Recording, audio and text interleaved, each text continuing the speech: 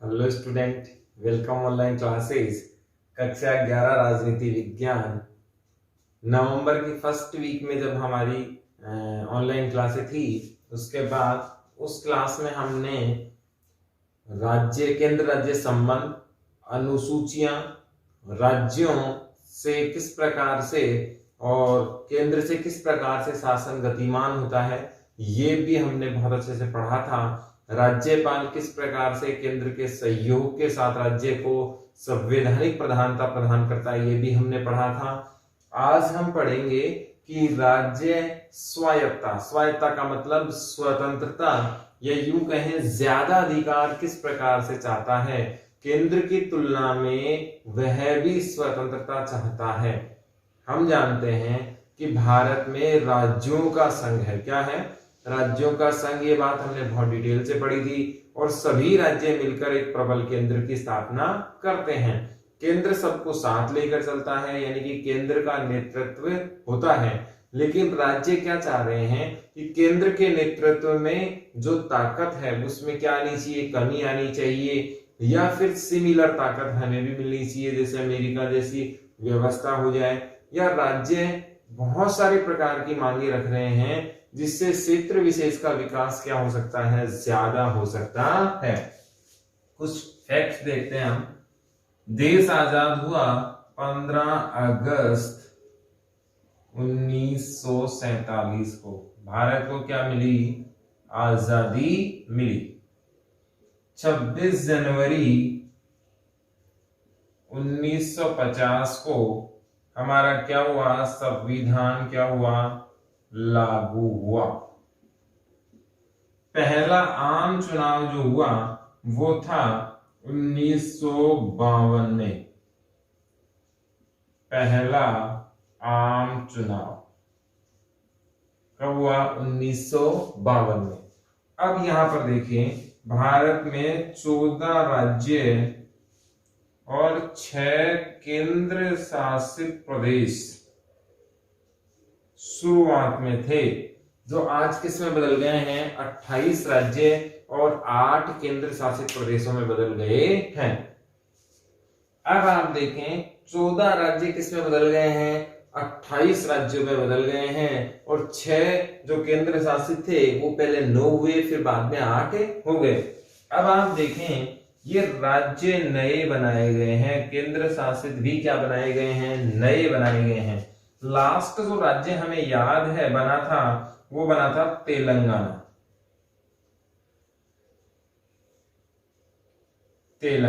और ये कब बना था? 2014 मार्च में बना था ये करीबन।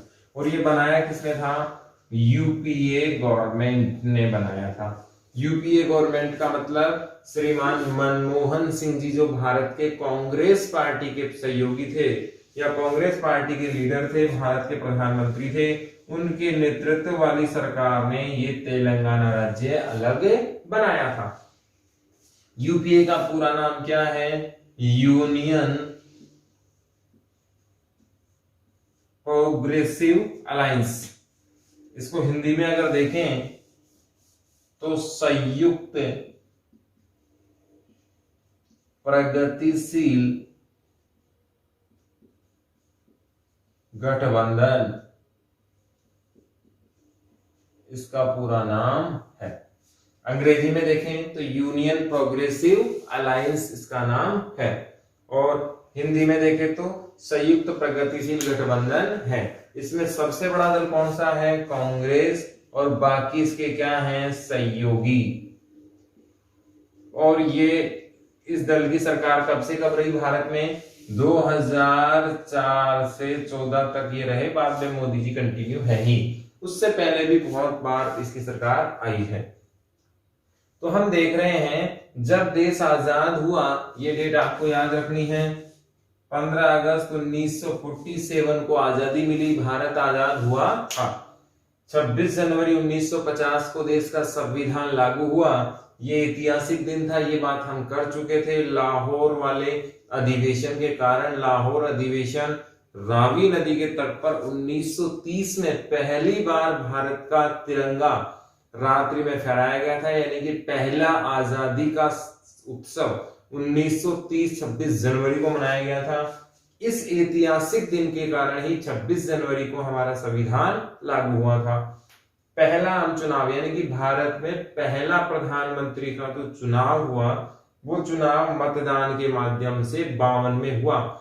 ये चुनाव शुरू तो हुआ था अक्टूबर के आसपास 1951 में और खत्म हुआ फरवरी के आसपास 1952 में। इसीलिए हम लोग जो चुनाव कहते हैं 51-52 या फिर 1952 का आम चुनाव भी से कहते हैं। जब देश आजाद हुआ तो 6 केंद्र शासित प्रदेश और 14 राज्य थे। अब यहां से हमारा टॉपिक शुरू होता है कि ये जो केंद्र शासित प्रदेश और राज्य नए बनाने की मांग हो रही है या ज्यादा आजादी की मांग उठ रही है, उसके क्या कारण हैं? ऐसी कौन सी समस्याएं राज्य को हैं कि राज्य ज्यादा मांग उठाने लग गए हैं, अपनी मांगे ज्यादा रखने लग गए हैं, अधिकार ज्यादा चाहिए, आजादी ज्यादा चाहिए, राज्य का इंटरफेयर नहीं चाहिए, विरोध नहीं चाहिए, बहुत सारी चीजें हैं। भाषा है, जाति है, धर्म है, संप्रदाय है, क्षेत्र विशेष भी हैं। ये अपनी विशिष्टता को बनाए रखने के लिए, अपने विशेष दर्जे को बनाए रखने के लिए ऐसे कार्य करते हैं। इसमें उदाहरण देखते हैं। सबसे पहले हम देखते हैं पंजाब का। पंजाब और हरियाणा दो अलग अलग राज्य बने और चंडीगढ़ दोनों की कॉमन राजधानी बनी। दोनों अलग अलग भाषा के क्षेत्र थे। इसमें पंजाबी बोली जाती है, इसमें हरियाणवी बोली जाती है।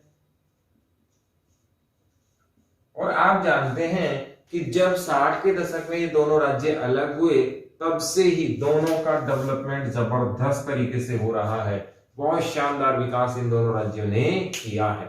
बहुत जबरदस्त, जो हमें चाहिए था उससे 21 इन्होंने करके दिखाया।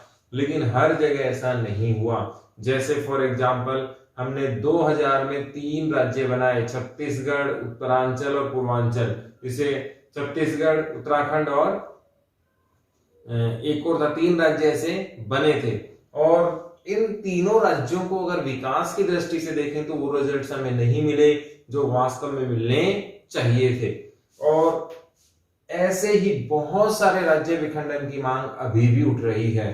तो कहीं ना कहीं देखें तो विखंडनकारी ताकतें, तो जो राज्य की स्वायत्ता को ज्यादा चाहती हैं, राज्य अपने क्षेत्र विशेष, अपनी भाषा विशेष की बात करें तो राजस्थान इतना बड़ा प्रदेश है, राजस्थान देश का सबसे बड़ा राज्य है। यदि राजस्थान, आप ज्योग्राफी के विद्यार्थी, आप बहुत अच्छे से ज्योग्राफी पढ़ रहे होंगे, राजस्थान को अरावली 2 भागों में काटती है। विकास की धारा से यदि हम देखें तो राजस्थान का पश्चिमी क्षेत्र विकास में बहुत ज्यादा पिछड़ा हुआ है, क्योंकि रेगिस्तान है, सोर्सेज इतने नहीं है, डेवलपमेंट नहीं हुआ है।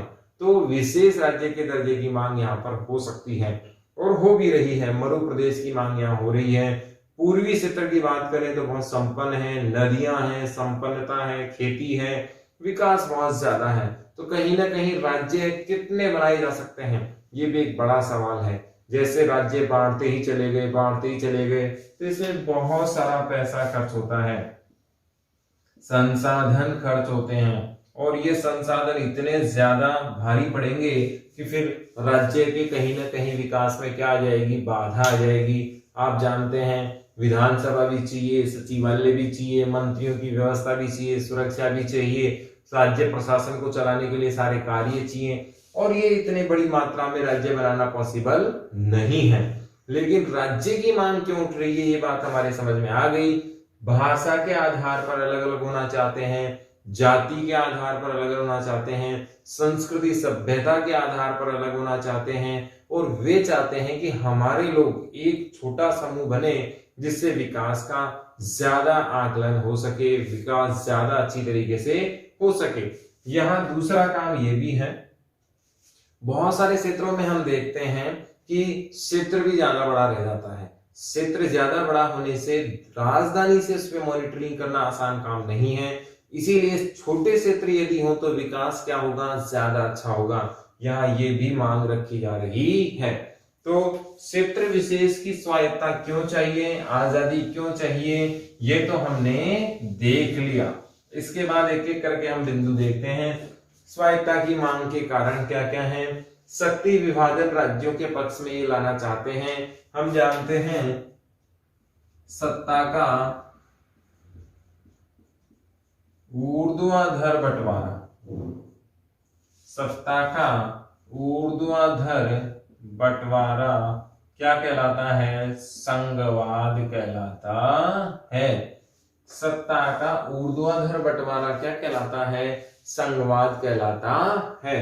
इसे हम और क्या कह सकते हैं, इसे हम फेडरेशन भी कह सकते हैं। इसे हम और क्या कह सकते हैं, यूनियन भी कह सकते हैं। और ये सत्ता का ऊर्ध्वाधर बंटवारा किस प्रकार से होता है, यहाँ संविधान रखा जाएगा और समान यहाँ पर केंद्र, यहाँ पर राज्य और यहाँ पर कौन होंगे, केंद्र, राज्य और स्थानीय स्वशासन, स्थानीय स्वशासन। यानी कि ये हुआ केंद्र को जितनी शक्तियां मिल रही हैं उसी प्रकार से राज्य की शक्तियां राज्य को बिना किसी ब्रेक के मिल जाएं। संविधान में स्थानीय शासन भी उतना ही इंपॉर्टेंट है। तो यानी कि संविधान से सबको शक्तियां मिल रही हैं। ऐसा नहीं है कि पहले केंद्र को मिली, केंद्र ने राज्य को दी, राज्य ने स्थानीय शासन को, ये तरीका नहीं है। जबकि कौन सा तरीका है, ऊर्ध्वाधर बंटवारा, हॉरिजॉन्टल डिवाइडेशन इसे हम लोग कहते हैं। संविधान ने केंद्र को भी ताकत दी है, संविधान ने ही राज्य को भी ताकत दी है, संविधान ने ही स्थानीय स्वशासन को भी ताकत दी है। यही कारण है बीजेपी केंद्र में होने के कारण भी कांग्रेस गवर्नमेंट आराम से शासन चला रही है, क्योंकि दोनों के अलग अलग क्षेत्राधिकार, दोनों की अलग अलग ताकतें हैं। यहां हम देखें तो शक्ति विभाजन राज्यों के पक्ष में ये लोग चाहते हैं। इनका मानना क्या है कि जो शक्ति, जो सूचियां, जो ताकत कितने भागों में बांटी गई है, केंद्र और राज्य, दो ही उदाहरण हम यहाँ देखें तो राज्य का प्रभाव क्या होना चाहिए, ज्यादा होना चाहिए। केंद्र क्या करे, नियंत्रण या तो करे ही नहीं, और करे तो बहुत क्या करे, कम से कम करे। ये बातें कौन चाहते हैं, राज्य चाहते हैं। फिर से देखते हैं शक्ति विभाजन किसके पक्ष में, राज्यों के पक्ष में। ये कौन चाहते हैं, राज्य चाहते हैं।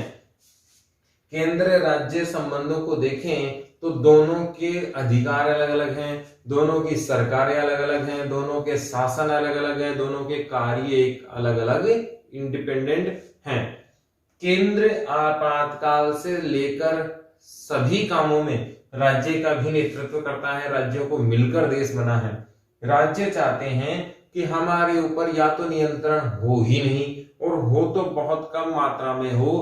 केंद्र हर बात पर हमारे आंतरिक मामले में इंटरफेयर ना करे, हमें स्वतंत्र रूप से विकास करने के लिए रखे। जब जनता ने हमें चुना है तो हमने सरकार बनाई है, विधानसभा बनाई है, सारे काम हैं, तो हमें खुलकर काम करने का मौका मिलना चाहिए। ऐसा कौन कह रहा है, राज्य कह रहा है।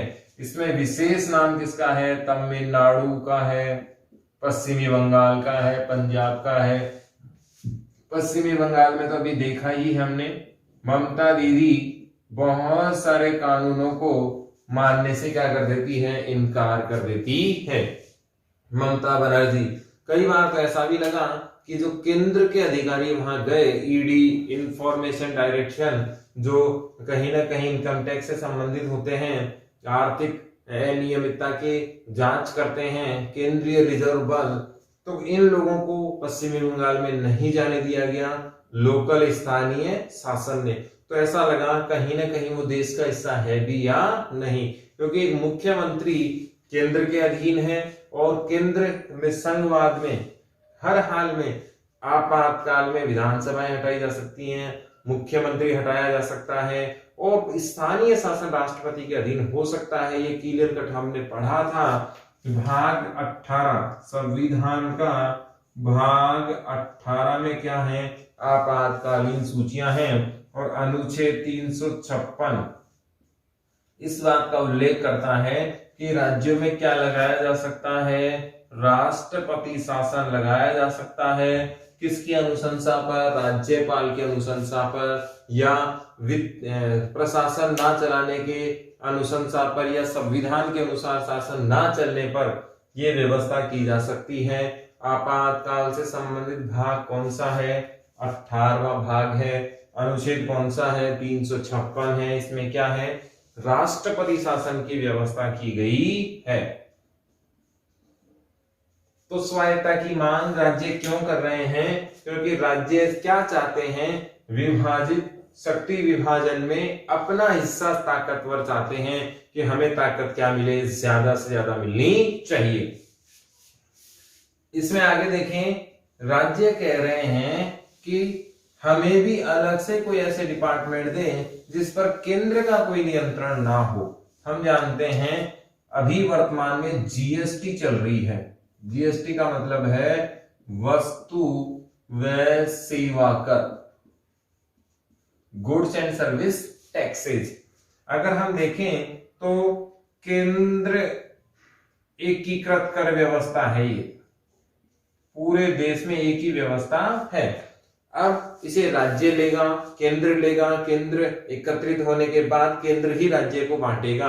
राज्य चाहते हैं कि कुछ व्यवस्थाएं ऐसी होनी चाहिए या कुछ क्षेत्र ऐसे होने चाहिए जिन पर पूरा अधिकार केवल और केवल किसका हो, राज्य का ही हो। केवल और केवल अधिकार किसका होना चाहिए, राज्य का होना चाहिए। इससे राज्य अपने इनकम के सोर्स बढ़ा सकता है, राज्य अपनी योजनाएं अलग से ला सकता है, राज्य केंद्र पर आश्रित कम होगा, इसीलिए राज्य के अधिकार भी क्या होंगे, ज्यादा हो जाएंगे। राज्य जनता के लिए कार्य कर पाएगा खुलकर। लेकिन अभी वर्तमान में देखें तो बहुत बड़ा जो कर का भाग है वो केंद्र के अधीन है। ऐसे में राज्य केंद्र पर आश्रित होता है और केंद्र के द्वारा जो नियम बनाए गए हैं उन्हीं के अनुसार उसे चलना होता है। तो स्वायत्तता की मांग इसलिए भी हो रही है कि आय के स्वतंत्र साधन राज्य को ज्यादा होने चाहिए। इसलिए राज्य अपनी कैपेसिटी के आधार पर, अपने स्थानीय व्यवस्थाओं के आधार पर ज्यादा आय अर्जित कर सके और विकास भी ज्यादा हो सके। फिर केंद्रीय नियंत्रण के प्रति रोष, ये भी एक बड़ा एजेंडा आजकल निकल कर आ रहा है कि केंद्र और राज्य नेता राजनीतिक द्वेषता रखते हैं, राजनीतिक प्रतिनिधि भी होते हैं, राजनीतिक विरोधी भी होते हैं। ऐसे में केंद्र का अलग दल का नेता और राज्य का अलग दल का नेता, दोनों में आपसी क्या हो जाता है, द्वेष हो जाता है। एक दूसरे के प्रति सकारात्मक ना होकर नकारात्मक विचार होते हैं। इसीलिए वे केंद्रीय नियंत्रण का क्या करने लग जाते हैं, विरोध करने लग जाते हैं। कई बार ऐसा देखने को मिलता है, केंद्र भी गलत तरीके से नियंत्रण करने की कोशिश करता है, राज्य की सरकारों को गिराने की कोशिश करता है, राज्य में गलत तरीके से इंटरफेयर करने की कोशिश करता है। इन सब के नतीजे क्या निकलते हैं कि केंद्र और राज्य के बीच में तनाव बढ़ता है। जैसे एग्जाम्पल के तौर पर देखें, अकाली दल पंजाब, अकाली दल पंजाब में बार बार सरकारें गिराई गई अकाली दल की। कांग्रेस शासन के टाइम में, अभी बीजेपी ये काम कर रही है, एमपी में ऐसा ही हुआ, बहुत सारी जगह और भी होने वाला है। तो कहीं ना कहीं मुख्यमंत्री भय के ग्रसित हो जाते हैं और वे केंद्रीय नियंत्रण के प्रति रोष रखते हैं, क्योंकि केंद्र के वो कार्य से खुश नहीं होते। और प्रबल केंद्र हमेशा केंद्र राज्य संबंधों में विवाद का कारण रहा है विपरीत दल में। जैसे मान लीजिए कांग्रेस पार्टी की सरकार केंद्र में है और अन्य दलों की सरकारें राज्यों में है, तो उनमें कभी बनने वाली नहीं है, क्योंकि प्रबल केंद्र हमेशा अपने अधिकारों को बढ़ाने की कोशिश करेगा और आपसी तनाव बढ़े ही बढ़ेगा। इसीलिए स्वायत्तता की मांग क्या होगी, ज्यादा होने लग गई है कि शक्ति विभाजन राज्य अपने पक्ष में चाहते हैं, आय के स्रोत चाहते हैं ताकि वो केंद्र पे कम से कम आश्रित रहें। केंद्रीय नियंत्रण यानी कि केंद्र सरकार के नियंत्रण को भी वो कम करना चाहते हैं कि पूरी तरीके से डिपेंड उसी पे ही ना रहा जाए।